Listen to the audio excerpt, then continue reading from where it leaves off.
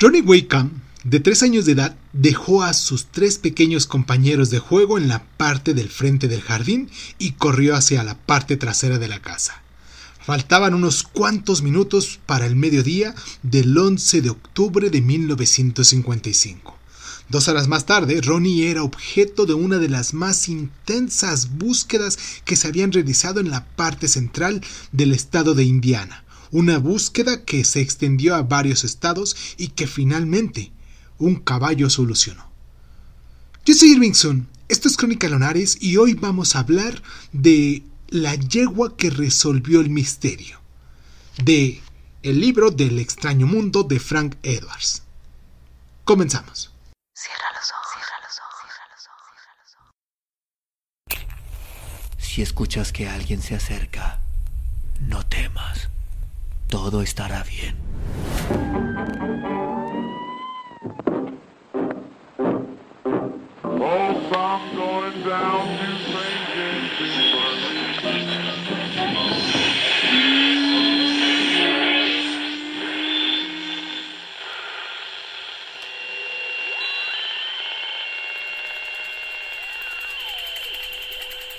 Estás escuchando Crónica Lunares, el lugar donde entramos por tus oídos.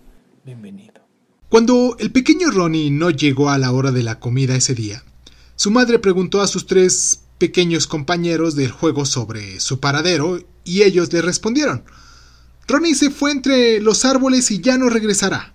Asustada, la madre extendió el alarma, puesto que los árboles a los que los niños se referían constituían a cientos de acres de maleza que se extienden sobre la parte montañosa de la parte sur y central de Indiana, alrededor del depósito naval en el que el padre de Ronnie trabaja.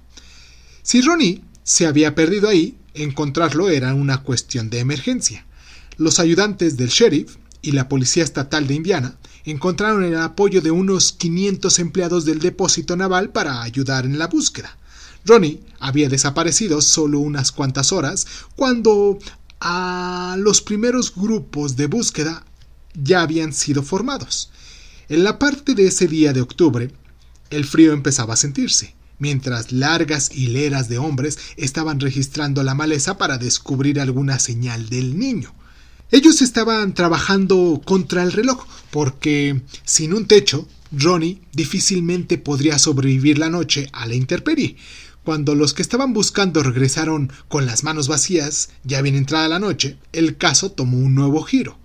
Ronnie era un pequeño y hermoso niño muy sociable.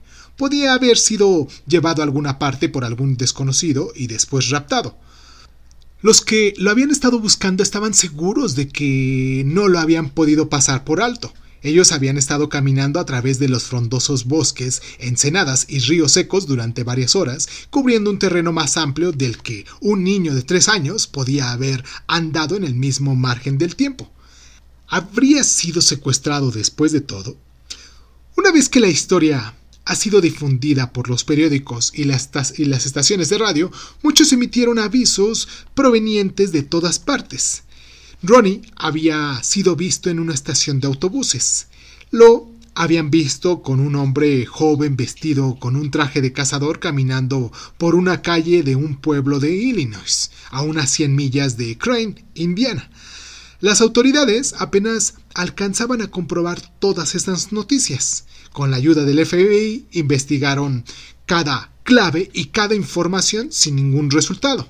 Entre otros, los periódicos daban a la publicidad la noticia que había confeccionado un veterinario borracho de que el niño había sido enterrado en el patio trasero de la casa de Wakeham.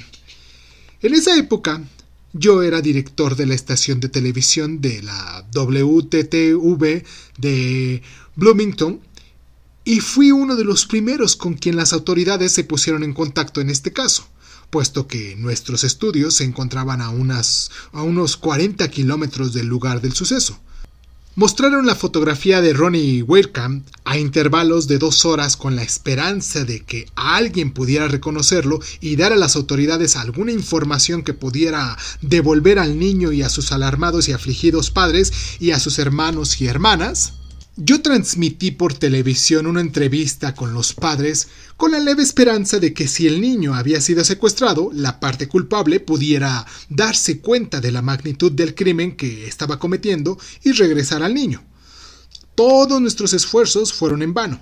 Ronnie Waidkamp había desaparecido sin dejar ningún rastro. 11 días transcurrieron sin noticias del niño. Hasta las informaciones que nos proporcionaban diferentes personas disminuyeron. La historia fue retirada a las páginas interiores de los periódicos de Indiana para ser reemplazadas como titulares de últimas noticias que se relacionaban con acontecimientos más recientes. Durante la noche del 22 de octubre, cuando la búsqueda de Ronnie cayó en un hoyo por la falta de pistas a seguir, mi mujer y yo estábamos discutiendo el asunto cuando ella se acordó de un extraño caso hace algunos años, cuando las autoridades de Nueva Inglaterra habían utilizado una fuente muy extraña para ayudarse a resolver el caso de la desaparición de un niño que se había perdido. En este caso, las autoridades habían informado que encontraron al niño gracias a la información proporcionada por un caballo parlante. Cuando mi mujer mencionó el caso, recordé que lo había visto en el noticiero, pero me sentía carente de ciertos detalles. Me tomó solo unos cuantos minutos revisar mis guiones para darme cuenta de los detalles. En Richmond, Virginia, había un extraño caballo llamado Lady Maravilla. En respuesta a las preguntas del caballo, usaba su nariz para lanzar unas letras grandes de hojalata que colgaban de una barra frente a su caballeriza. Soplando las letras, formaban con ellas respuestas a las preguntas que le hacían quienes tenían problemas.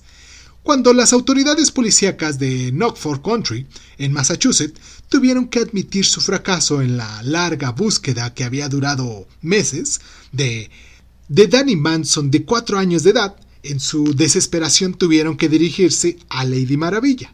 De acuerdo con sus declaraciones del procurador del distrito de Quincy, el caballo les había señalado una cantera de piedra llena de agua en la que habían estado buscando sin resultado. Pero esta vez, con recelo, habían vuelto a revisar la cantera y encontraron el cuerpo de Daley Matson exactamente como el caballo lo había indicado. El así llamado caballo parlante había sido, con todo lo que señalaba, capaz de dirigir a las autoridades hacia el desaparecido Danny Mason. ¿Podría este animal hacer lo mismo en el caso de Ronnie Waidkamp? Yo no podía realizar el viaje hasta Richmond, Virginia, pero inmediatamente llamé por teléfono a un amigo personal que vivía en Washington, D.C., a unos 200 kilómetros de Richmond.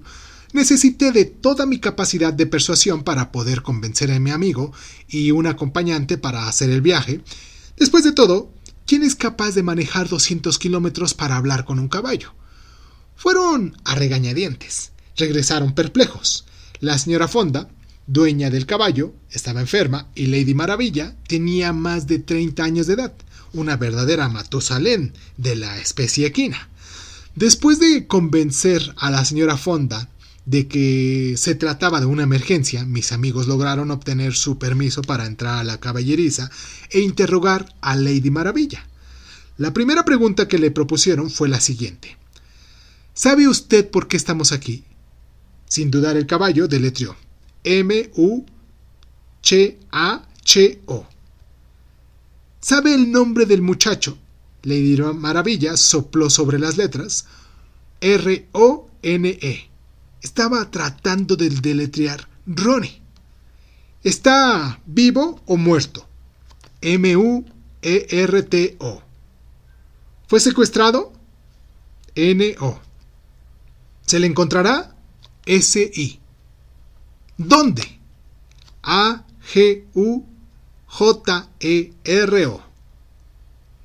¿Está a más de un cuarto de kilómetro desde donde se le vio por última vez?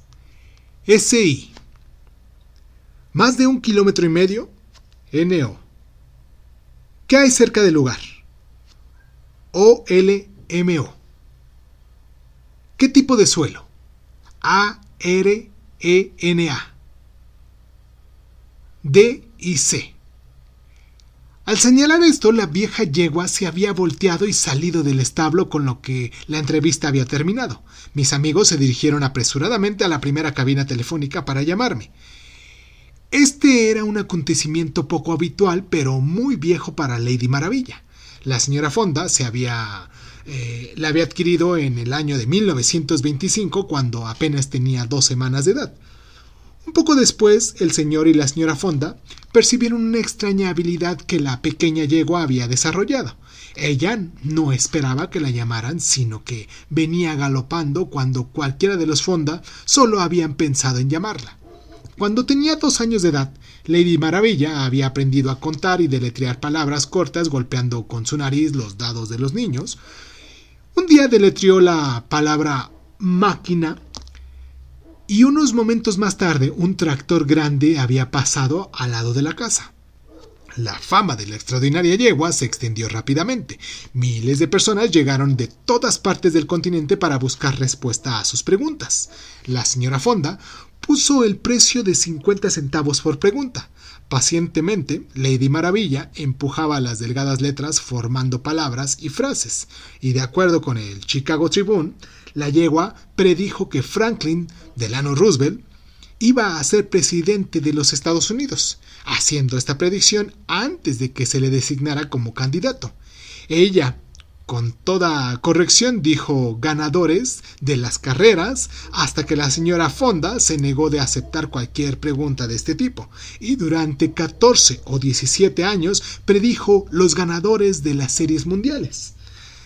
A veces, Lady Maravilla se aventuraba en el área de las matemáticas, como por ejemplo en una ocasión cuando había proporcionado la raíz cúbica de 64 a un grupo de estudiantes que habían venido a visitarla.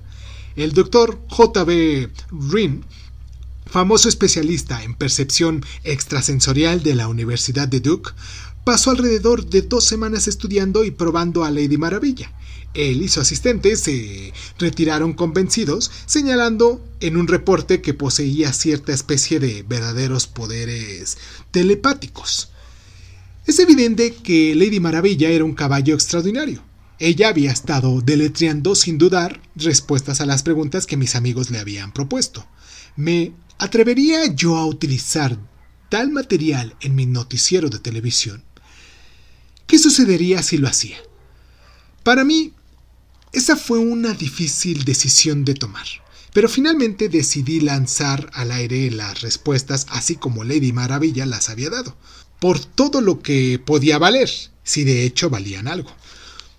Todos los otros caminos y pesquisas que podían habernos conducido al desaparecido Ronnie Wakem habían fracasado. Cualquier cosa que pudiera llevarnos a encontrarlo valía la pena intentarla en esta etapa de la búsqueda. Por la noche del 24 de octubre de 1955, yo transmití la extraña historia de Lady Maravilla y sus respuestas a las preguntas relacionadas con Ronnie Wakem. Fui blanco de las burlas de varios editoriales de periódicos en la parte central de Indiana. Hubo también críticas acerbas en torno de desprecio por parte de uno de los oficiales del depósito naval, quien insistía que el niño desaparecido estaba todavía vivo y que lo habían secuestrado. Las semanas pasaron sin recibir ninguna noticia de Ronnie. Entonces, por la parte de un domingo del 4 de diciembre, 2 adolescentes encontraron el cuerpo de Ronnie. Las autoridades determinaron que el niño estaba muerto cuando Lady Maravilla dijo que lo estaba, que no había sido secuestrado, que había muerto por permanecer a la intemperie, evidentemente poco tiempo después de haber desaparecido. El cuerpo del niño fue encontrado en un matorral en una barranca del suelo arenoso, a poco más de 1 kilómetro del lugar en el que había sido visto por última vez. Cerca del lugar había algunos árboles jóvenes y el árbol más cercano era un olmo, el cual estaba a unos 9 metros del cuerpo. El niño fue encontrado en diciembre tal como lo había predicho Lady Maravilla con toda precisión unas semanas antes. Para aquellos que estaban familiarizados con la extraordinaria yegua, esta era una vieja historia. Para mí, esta fue una de las más extraordinarias historias que alguna vez hubiera llegado a relatar en 31 años de transmisiones.